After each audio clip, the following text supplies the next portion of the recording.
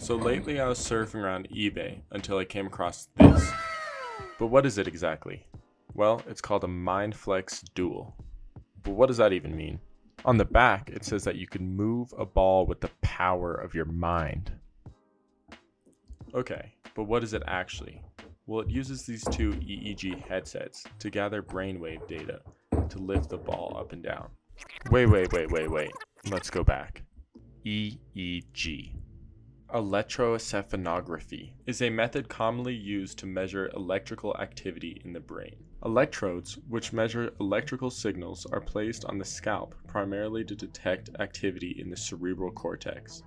EEGs do not record the activity of single neurons firing, rather to detect signals of populations of neurons firing together. These are called brainwaves.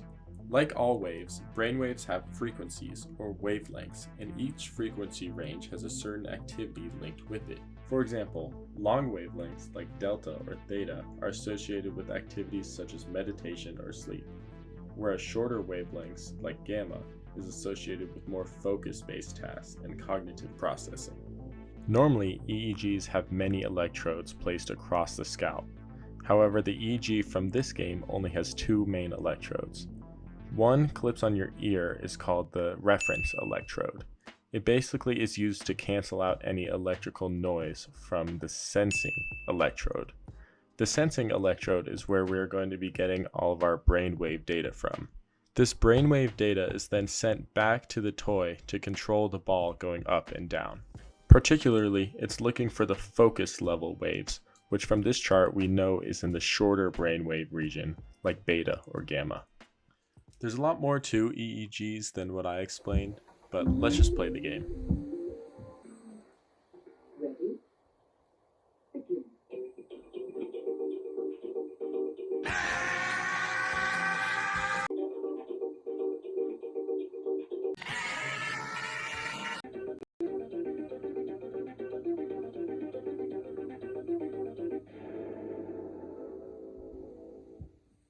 Player 2 wins. That was excellent.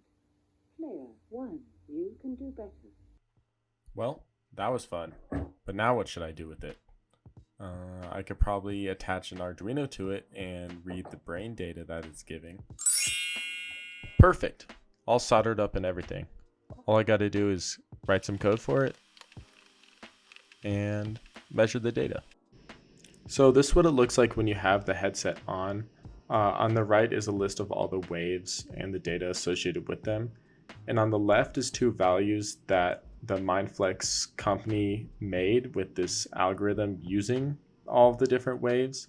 The meditation value is not as reliable, I found. So we're going to be sticking with the attention value. I've just found it's a little more useful in testing. So let's get to testing it out.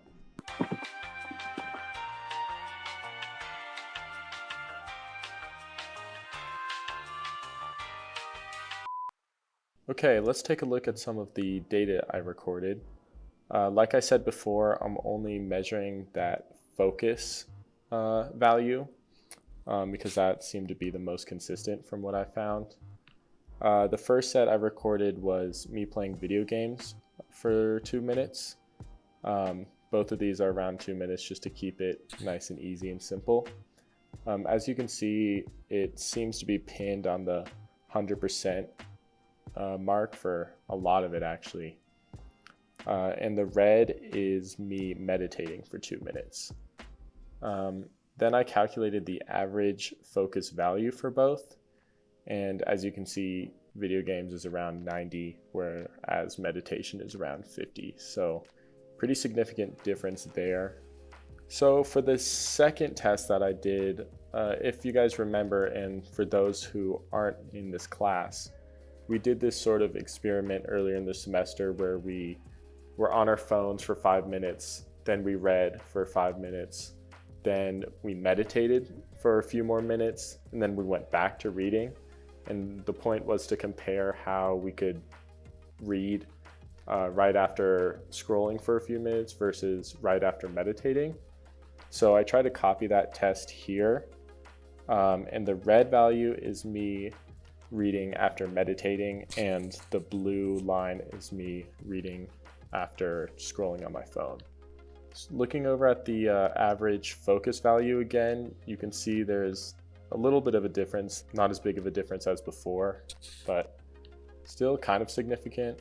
Of course, take all of this data with a grain of salt. This is barely scientific at all, and I only did the test a few times anyways.